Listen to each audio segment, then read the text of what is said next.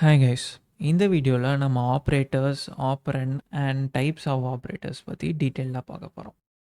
ஒரு ஸ்பெசிஃபிக் ஆப்ரேஷனை பர்ஃபார்ம் பண்ணுறதுக்கு யூஸ் பண்ணுற சிம்பிள் தான் ஆப்ரேட்டர். எக்ஸாம்பிள் வந்து ப்ளஸ் சிம்பிள் வந்து அடிஷன் ஆப்ரேஷன் பர்ஃபார்ம் பண்ணுறதுக்கு யூஸ் பண்ணுறோம். ஸ்டார் சிம்பிள் வந்து மல்டிப்ளிகேஷன் ஆப்ரேஷன் பர்ஃபார்ம் பண்ணுறதுக்கு யூஸ் பண்ணுறோம். நெக்ஸ்ட்டு நம்ம ஆப்பரண்ட்னா என்னன்னு பார்ப்போம். இந்த ஆப்ரேட்டர்ஸ் வந்து ஆப்ரேஷனை வந்து வேல்யூஸ் ஆர் வேரியபிள்ஸ் மேலே தான் பர்ஃபார்ம் பண்ணணும்.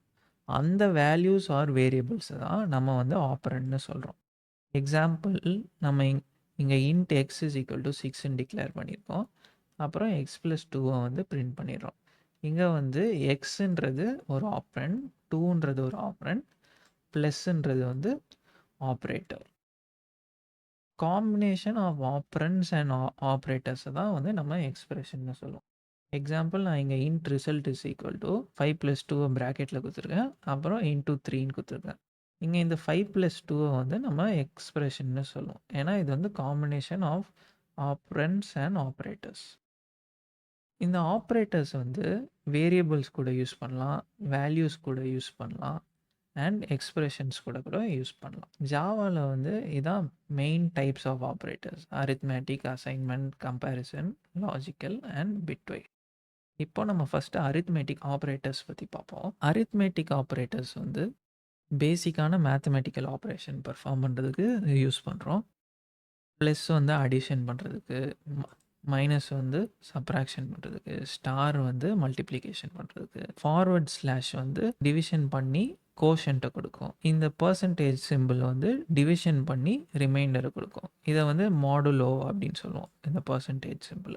இப்போ நான் வந்து a = 10, b = 5ன்னு டிக்ளேர் பண்ணிட்டேன். Next addition, subtraction, multiplication and division வந்து பெர்ஃபார்ம் பண்ணிட்டேன். இப்போ இந்த கோடை வந்து ரன் பண்ணி பார்ப்போம். இங்கே 10 மாடுலஸ் 5 வந்து 0ன்னு கொடுத்துருக்கு. ஏன்னா 10 டிவைடட் பை 5க்கு வந்து ரிமைண்டர் வந்து 0, கோஷன்ட் வந்து 2, அதனால் இங்கே 2ன்னு வந்துருக்கு. 10 × 5 வந்து 50, 10 - 5 வந்து 5, 10 + 5 வந்து 15. ஸோ பர்ஃபெக்டாக கோட் ரன் ஆயிடுச்சு. நெக்ஸ்ட்டு நம்ம அசைன்மெண்ட் ஆப்ரேட்டர்ஸ் பற்றி பார்ப்போம். அசைன்மெண்ட் ஆப்ரேட்டர் வந்து ஒரு வேல்யூவை வேரியபிளுக்கு அசைன் பண்ணுறதுக்கு யூஸ் பண்ணுறோம்.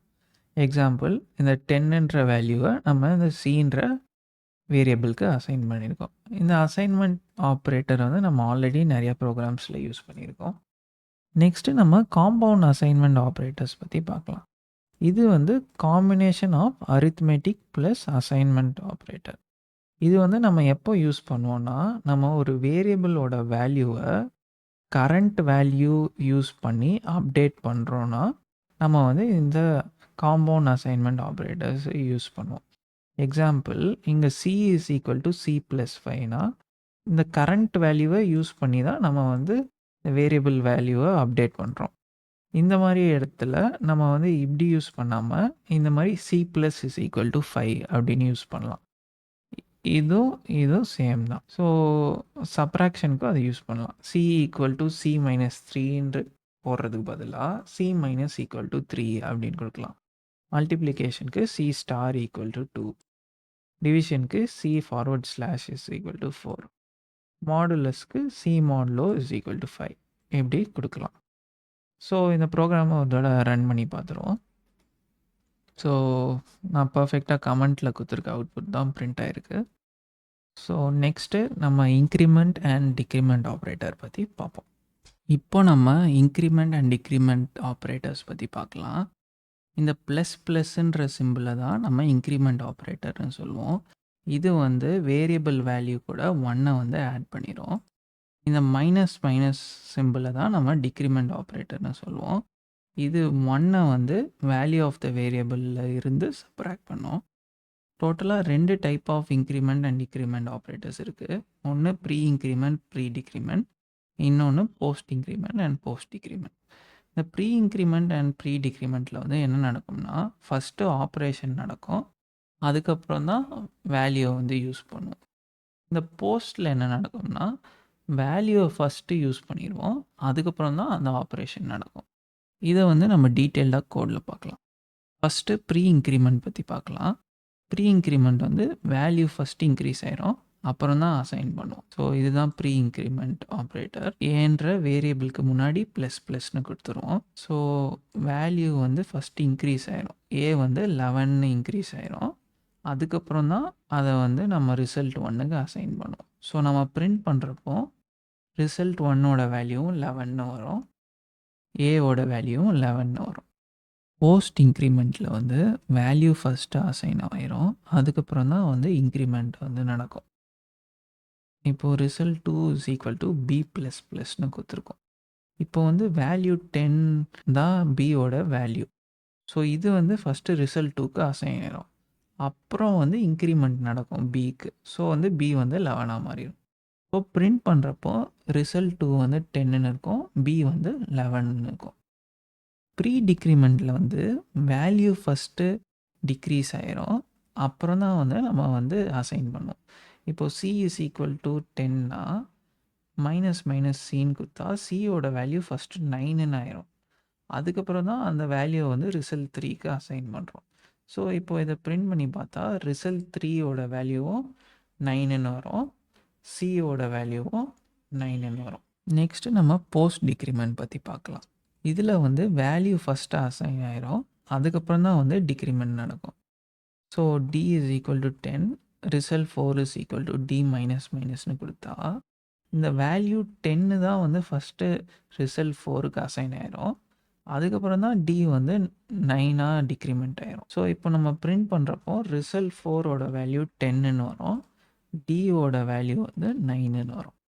ஒரு தடவை கோடை வந்து ரன் பண்ணி பார்த்துடலாம். ஸோ நம்ம சொன்ன மாதிரியே பிரிண்ட் ஆயிருக்கு. நெக்ஸ்ட்டு நம்ம ரிலேஷ்னல் ஆப்ரேட்டர்ஸ் பற்றி பார்க்கலாம். ரிலேஷ்னல் ஆப்ரேட்டர்ஸ் வந்து 2 வேல்யூவை கம்பேர் பண்ணுறதுக்கு யூஸ் பண்ணுறோம். ரிலேஷ்னல் ஆப்ரேஷனோட ரிசல்ட் வந்து எப்போவுமே ட்ரூ இல்லைனா ஃபால்ஸ் தான் வரும். இந்த ரிலேஷனல் ஆப்ரேட்டர்ஸ் வந்து இஃப் ஸ்டேட்மெண்ட்ஸு, லூப்ஸு அதிலெல்லாம் வந்து யூஸ் பண்ணுவாங்க. இதெல்லாம் தான் ரிலேஷனல் ஆப்ரேட்டர்ஸ். இது எல்லாத்தையும் ஒன் பை ஒன்னாக நம்ம கோடில் பார்ப்போம். ஃபஸ்ட்டு ஏ ஈக்குவல் டு 10 அப்படின்னு ஒரு வேரியபிள் டிக்ளேர் பண்ணியிருக்கோம், அப்புறம் பி இஸ் ஈக்குவல் டு 5 அப்படின்னு ஒரு வேரியபிள் டிக்ளேர் பண்ணியிருக்கோம். இப்போ வந்து இந்த வேரியபிளோட வேல்யூஸை நம்ம வந்து ரிலேஷனல் ஆப்ரேட்டர்ஸ் யூஸ் பண்ணி கம்பேர் பண்ண போகிறோம். ஃபஸ்ட்டு ஈக்குவல் டு ஆப்ரேட்டர், இது வந்து 2 வேல்யூவும் ஈக்குவலான்னு செக் பண்ணி ட்ரூ இல்லைனா ஃபால்ஸ்னு பிரிண்ட் பண்ணும். இப்போ 10 ஈக்குவல் டு 5ஆ, 10ம் 5ம் ஈக்குவல் கிடையாது, ஸோ ஃபால்ஸ்ன்னு பிரிண்ட் பண்ணும். நாட் ஈக்குவல் டு, இது வந்து 2 வேல்யூ நாட் ஈக்குவலான்னு செக் பண்ணும். 10ம் 5ம் நாட் ஈக்குவல் தான், அதனால் ட்ரூன்னு பிரிண்ட் ஆகும். கிரேட்டர் தேன், இது வந்து லெஃப்ட் வேல்யூ வந்து கிரேட்டர் தேன் ரைட் வேல்யூவான்னு செக் பண்ணும். 10 வந்து கிரேட்டர் தேன் 5, ஸோ ட்ரூன்னு பிரிண்ட் பண்ணும். லெஸ் தேன் வந்து லெஃப்ட் வேல்யூ வந்து ஸ்மாலர் தேன் ரைட் வேல்யூன்னு செக் பண்ணும்.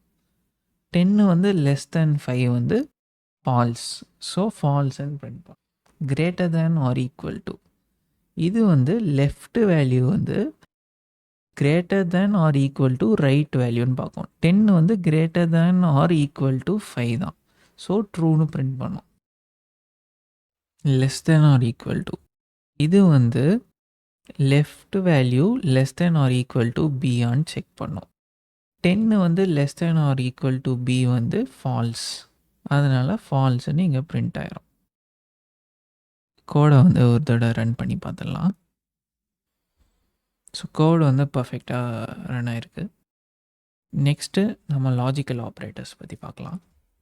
லாஜிக்கல் ஆப்ரேட்டர்ஸ் வந்து மல்டிபிள் ரிலேஷனல் கண்டிஷன்ஸை கம்பைன் பண்ணும்.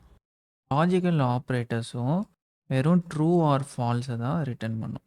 இதெல்லாம் தான் different types of logical operators. இதை ஒன் பை ஒன்னாக நம்ம கோடில் பார்ப்போம். First int age is equal to 20 அப்படின்னு ஒரு வேரியபிள் டிக்ளேர் பண்ணிக்கிறேன். அப்புறம் மார்க்ஸ் இஸ் ஈக்குவல் டு 75 அப்படின்னு ஒரு வேரியபிள் டிக்ளேர் பண்ணிக்கிறேன். ஃபஸ்ட்டு நம்ம லாஜிக்கல் ஆண்ட் பற்றி பார்ப்போம். இது வந்து எல்லா கண்டிஷனும் ட்ரூவாக இருந்தால் தான் ட்ரூன்னு ரிட்டர்ன் பண்ணும். ஃபார் எக்ஸாம்பிள், இங்கே age greater than 18 and marks greater than 50.